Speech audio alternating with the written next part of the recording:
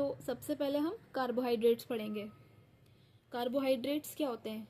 Carbohydrates, carbon के hydrates, hydrate मतलब OH group लगा होगा इसमें।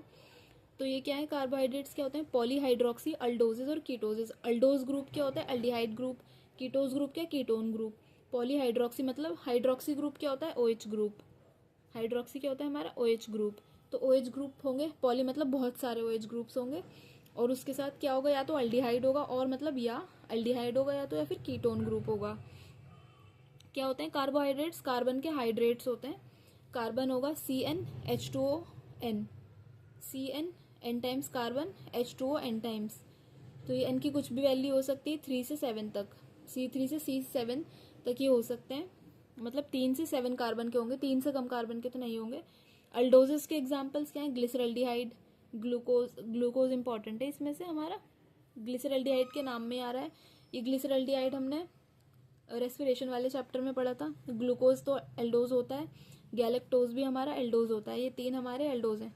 कीटोसिस में फ्रक्टोज पता होना चाहिए, ग्लूकोज का भी 6 कार्बन का है, फ्रक्टोज भी 6 कार्बन का है। दोनों में डिफरेंस क्या है? बस ग्लूकोज में एल्डोज ग्रुप होता है और फ्रक्टोज में हमारा कीटोन ग्रुप होता है, तो ये कीटोज है। इसके साथ में डाईहैप पढ़ा था, डाईहाइड्रोक्सी एसीटोन फॉस्फेट, उसी का हमारा जो डाईहाइड्रोक्सी एसीटोन है ये भी हमारा कीटोज है। सैकराइड्स क्या होते हैं? सैकराइड्स स्वीट होते हैं टेस्ट में, इसलिए इसको हम सैकराइड्स भी बोलते हैं, मोनोसैकराइड्स।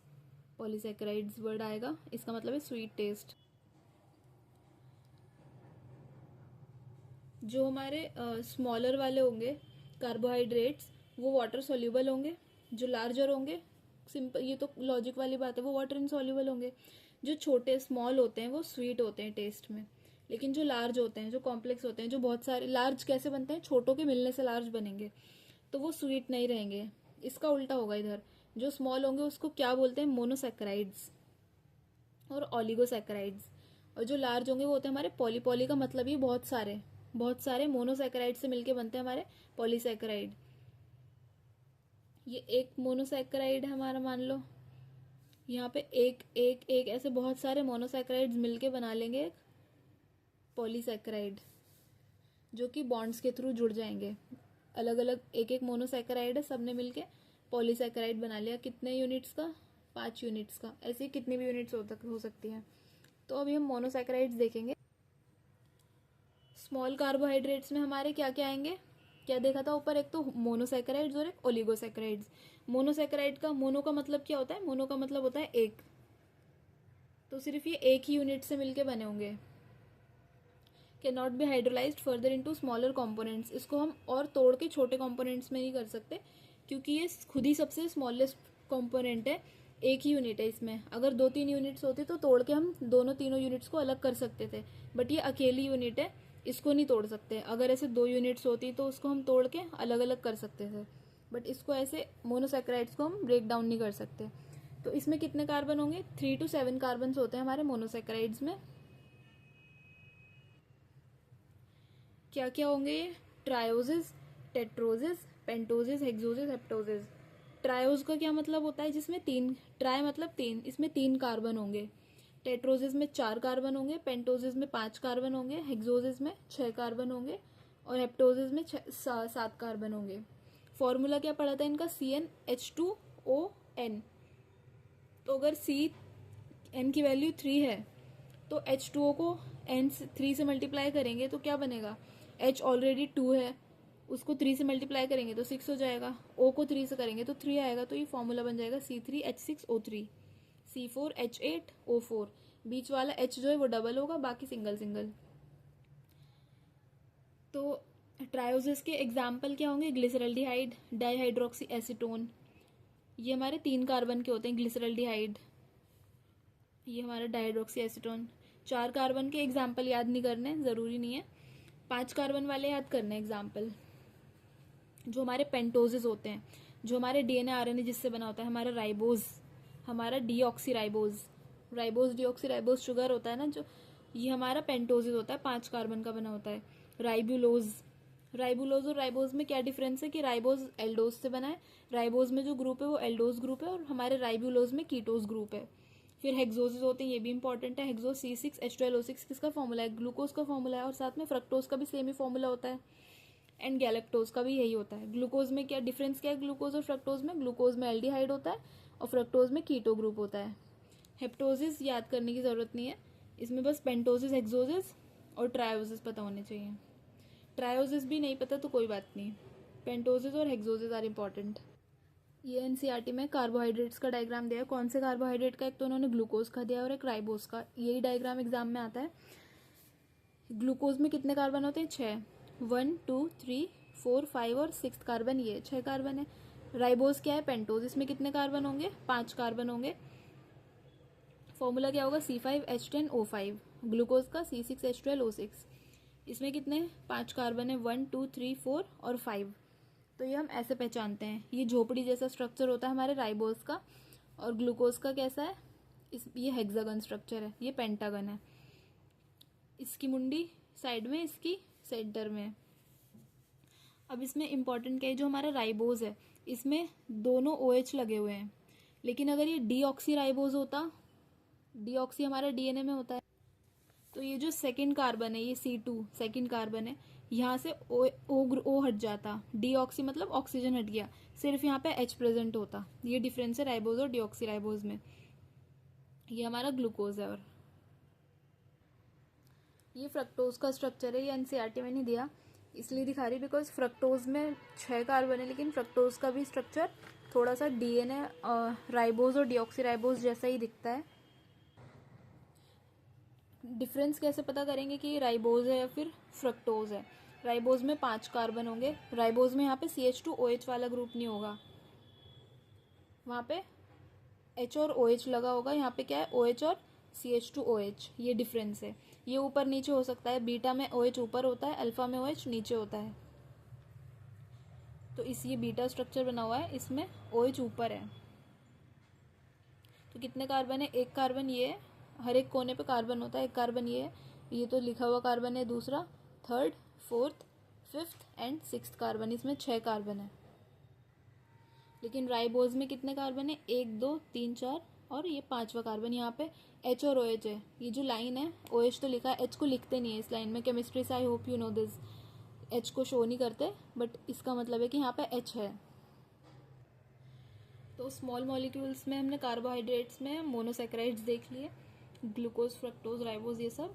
फिर हमारे पास ओलिगोसेक्राइड्स होते हैं। ओलिगोसेक्राइड्स में 1 कार्बन तो नहीं होगा, एक से ज़्यादा, सॉरी कार्बन नहीं, 1 यूनिट नहीं होगी, 1 से ज़्यादा यूनिट्स होंगी। कितनी होती हैं? स्मॉल कार्बोहाइड्रेट्स हैं ये भी, form by condensation of 2 to 9 monosaccharides. Oligosaccharides हैं, स्मॉलेस्ट यूनिट मोनोसेक्राइड होगी, मोनोसेक्राइड से मिलके ही बनेंगे ये। कितने मोनोसेक्राइड? 2 से 9, 2 to 9 मोनोसेक्राइड से मिलके बनेंगे। और जो सेक्राइड्स का बॉन्ड बनता है वो कौन सा होता है? Glycosidic bond. और कंडेंसेशन इसको बोलते हैं, जो रिएक्शन होता है कंडेंसेशन क्यों बोलते हैं? वाटर का रिमूवल होता है जब ये बॉन्ड बनता है, तो ये कंडेंसेशन है। ग्लाइकोसिडिक जो बॉन्ड बनेगा उस बॉन्ड को बोलेंगे, 2 मोनोसेक्राइड्स के बीच में मान लो बॉन्ड बना, इस बॉन्ड को क्या बोलते हैं? Glycosidic bond. कंडेंसेशन होगा, कंडेंसेशन में क्या होता है? वाटर का लॉस होता है। तो इस जब ये बॉन्ड बनता है इसे हम क्या बोलते हैं? डिहाइड्रेशन। डिहाइड्रेशन मतलब डी मतलब removal of hydration, water, water का रिमूवल इज डिहाइड्रेशन सिंथेसिस। तो बॉन्डिंग अल्डोज ग्रुप्स के बीच हो सकती है, कीटोज ग्रुप्स के बीच हो सकती है, और हमारे अल्कोहलिक ग्रुप्स के बीच हो सकती है। तो एग्जाम्पल क्या होंगे ओलिगोसैक्राइड्स के? सुना होगा आपने डाइसैक्राइड्स, ट्राइसैक्राइड्स, ये जो होते हैं ये हमारे ओलिगोसैक्राइड्स होते हैं, जिसमें कम यूनिट्स होती हैं, ज़्यादा यूनिट्स नहीं होती। तो 2 यूनिट्स हो गई तो डाइसैक्राइड बन गए। एग्जाम्पल पता होने चाहिए। डाइसैक्राइड्स क्या है हमारे? 3 इंपॉर्टेंट है, 3 ही इंपॉर्टेंट है बस, सुक्रोज, माल्टोज और लैक्टोज, बस ये 3 ही इंपॉर्टेंट है डाइसैक्राइड्स। इसके अलावा ट्राइसैक्राइड्स है, टेट्रासैक्राइड्स हैं, वो इंपॉर्टेंट नहीं है बिल्कुल। माल्टोज है, जैसे माल्टोज हमारा कहाँ से मिलता है? माल्टेड ग्रेन्स में से मिलता है। ये माल्टोज किससे बनता है? दोनों ग्लूकोज, 2 मोनोसैक्राइड से मिलके डाइसैक्राइड बनेगा। तो कौन मोनोसैक्राइड्स कौन होंगे? हमारे ग्लूकोज, दोनों अल्फा ग्लूकोज से मिलके हमारा माल्टोज बनता है। माल्टोज किससे बन रहा है? दोनों अल्फा ग्लूकोज से, और दोनों के बीच में जो लिंकेज होगी, अल्फा बीटा का डिफरेंस क्या होता है? जो हमारा अल्फा ग्लूकोज है, जो हमारा अल्फा ग्लूकोज है उसमें OH हमारा पहले, ये फर्स्ट कार्बन है, फर्स्ट कार्बन में OH हमारा नीचे होगा, अल्फा में, बीटा में ये ऊपर होता है। बस ये डिफरेंस है। तो ये स्ट्रक्चर इंपॉर्टेंट नहीं है, बस लिंकेज का नाम पता होना चाहिए। दोनों अल्फा हैं तो अल्फा आ जाएगा। किस किस के बीच में हो रही है, कौन सा कार्बन, 1 2 3, ये इसका फोर्थ है और इसका कौन सा फर्स्ट कार्बन, तो फर्स्ट और फोर्थ के बीच में हो रही है अल्फा 1,4 ग्लाइकोसिडिक बॉन्ड। बॉन्ड का नाम क्या है, ग्लाइकोसिडिक। अल्फा ग्लूकोज इन्वॉल्व है तो अल्फा 1,4 ग्लाइकोसिडिक बॉन्ड किस में होता है, हमारे माल्टोज में अल्फा 1,4 ग्लाइकोसिडिक बॉन्ड होता है, दोनों अल्फा ग्लूकोज से मिलकर बनता है। फिर हमारा लैक्टोज दूसरा डाइसैकेराइड होता है। ये कहाँ पे मिलता है पता होगा, मिल्क में मिलता है, तो इसको मिल्क शुगर बोलते हैं। जब मिल्क खराब हो जाता है, सावरिंग हो जाती है मिल्क की, तो हमारा लैक्टोज जो है ये कन्वर्ट हो जाता है लैक्टिक एसिड में, तो कर्डलिंग हो जाती है मिल्क की, एसिड बन जाता है। इसमें ये किससे मिलके बना है लैक्टोज, हमारा बीटा गैलेक्टोज और बीटा ग्लूकोज से मिलके बना है। तो लैक्टोज में एक ग्लूकोज है और एक हमारा गैलेक्टोज, और दोनों बीटा है, बीटा बीटा। तो कौन सी लिंकेज होगी, 1,4 के बीच में बीटा 1,4 ग्लाइकोसिडिक। माल्टोज में अल्फा 1,4, लैक्टोज में बीटा 1,4 ग्लाइकोसिडिक। और लैक्टोज के मोनोमर्स कौन है, बीटा गैलेक्टोज और बीटा ग्लूकोज। ये डायग्राम्स इसमें इंपॉर्टेंट नहीं है, बस लिंकेज पे क्वेश्चन आते हैं। फिर हमारे पास सुक्रोज आती है, शुगर केन में प्रेजेंट होती है हमारी सुक्रोज। ये नॉन रिड्यूसिंग शुगर होती है हमारी, क्योंकि इसमें फ्री एल्डिहाइड या कीटो ग्रुप प्रेजेंट नहीं होते, तो ये हमारी नॉन रिड्यूसिंग होती है। इसको इन्वर्ट शुगर भी कहते हैं। ये फ्रक्टोज का स्ट्रक्चर है, फ्रक्टोज से मिलके बनी है ना सुक्रोज, फ्रक्टोज और ग्लूकोज से मिलके। तो जो माल्टोज था वो दोनों सेम मोनोमर से मिलके बना था, अल्फा ग्लूकोज अल्फा ग्लूकोज। जो लैक्टोज था वो बीटा गैलेक्टोज, और लैक्टोज के नाम में ही आ रहा है ना, गैलेक्टोज में लैक्टोज आ रहा है ना, गैलेक्टोज, तो लैक्टोज में एक गैलेक्टोज तो होगा ही, दूसरा ग्लूकोज है, और दोनों बीटा है।